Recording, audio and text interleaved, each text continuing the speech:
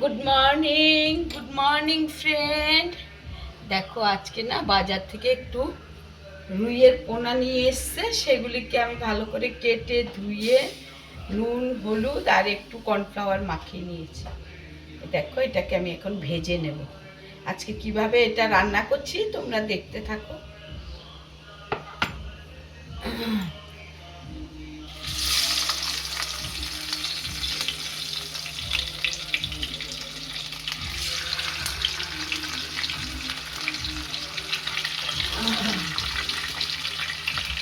ফার্স্টে মাছটাকে আমি ভালো করে ভেজে নিচ্ছি, না ভেজে করবো না, ভালো লাগে না খেতে।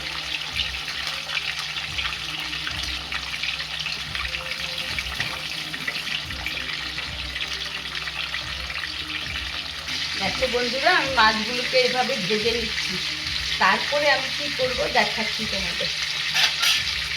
তারপরে আমি একটু পাঁচফোড়ন দেবো, মাছটা তুলে নিয়ে। আর এই মিক্সির জারের মধ্যে একটু সর্ষে বাটা বেটে রেখেছি, একটু লাল সর্ষে সাদা সর্ষে বেটে রেখেছি, এটা দিয়ে আজকে মাছটা রান্না করব। পাঁচফোড়ন দিয়ে পেঁয়াজটাকে লাল লাল করে ভেজে এক দু কোষ রসুন আমি মাছ ভাজার সাথে দিয়ে দিয়েছি, দিয়ে এইভাবে আজকে মাছটা রান্না করে নেব। তোমরা দেখতে থাকো। দেখো বন্ধুরা, মাছগুলোকে ভেজে তুলে নিয়েছি, কড়াইতে একটু কালো জিরে ফোড়ন দিয়ে আমি পেঁয়াজটা দিয়ে দিলাম। পেঁয়াজটা লাল লাল করে ভাজা হবে, আমি সর্ষে বাটাটা দিয়ে দেবো। মিক্সির জারের মধ্যে যে সর্ষেটা বেটে রেখেছি সেটা দিয়ে দেবো, আর একটু পেঁয়াজ দিয়ে দিই।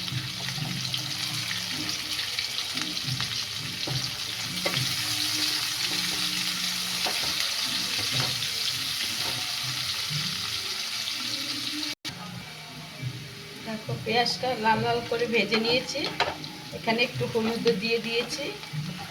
এবারে আমি সর্ষে বাটাটা দিয়ে দেবো।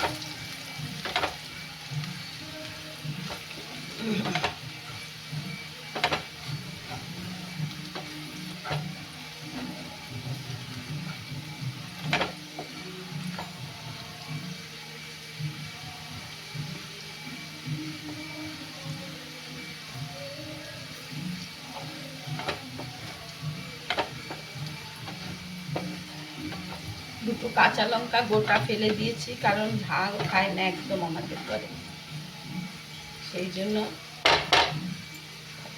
বেশি কাঁচা লঙ্কা দেব না।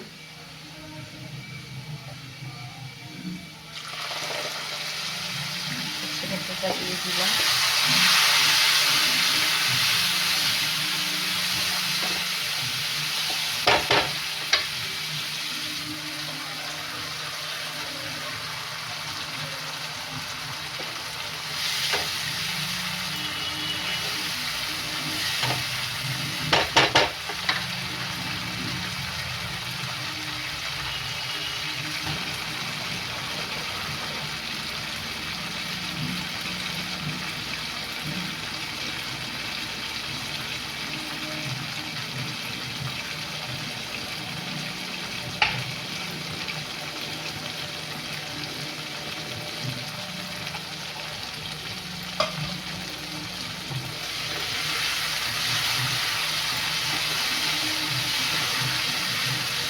বেশি লাল লঙ্কা টঙ্কা দেবো না, গুঁড়ো লঙ্কা আজকে একটু হলদে হলদে করেই করবো।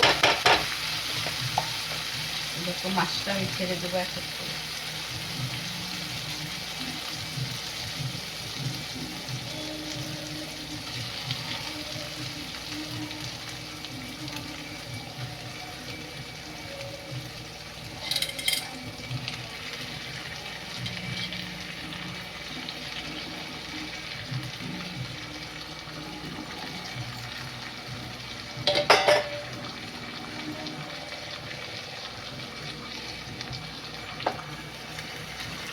মিক্সি দেওয়া জল দিয়ে দিচ্ছি, এবার ফুটবে।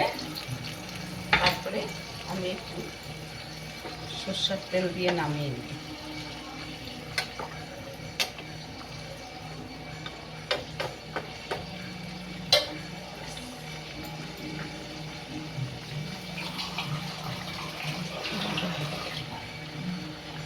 ঝোল দিয়ে দিচ্ছি।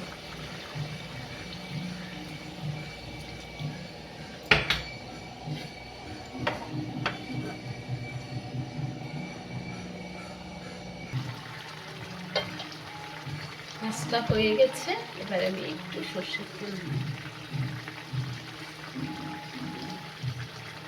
যেহেতু সর্ষে বাটা দিয়ে করেছি তার জন্য একটু কাঁচা সর্ষের তেল দিয়েছি, বেশি দেব না। বন্ধুরা, রেসিপিটি ভালো লাগলে লাইক কমেন্ট শেয়ার করবে, আমার পাশে থাকবে, আমার খুব ভালো লাগবে। দেখো আমার মাছটা হয়ে গেছে। এইভাবে তোমরা রুইয়ের চারা বা কাতলার চারা সমস্ত মাছ এইভাবে রান্না করে খাওয়া যেতে পারে। এর মধ্যে গরমের দিনে কাঁচা আমও দেওয়া যেতে পারে, তবে আমি আজকে দেইনি, সবাই তো পছন্দ করে না কাঁচা আমটা।